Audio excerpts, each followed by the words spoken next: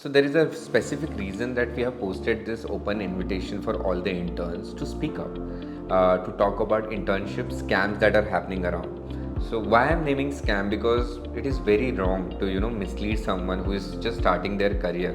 मैंने खुद ने बहुत सारे लोगों को इंटरव्यू किया, बहुत सारे स्टूडेंट्स को इंटरव्यू किया, and while interviewing I've encountered a lot of terrible stories, like किसी के पास से पैसे मांगे हैं, किसी को कहीं पे अननोन जगह पे भेज दिया है, या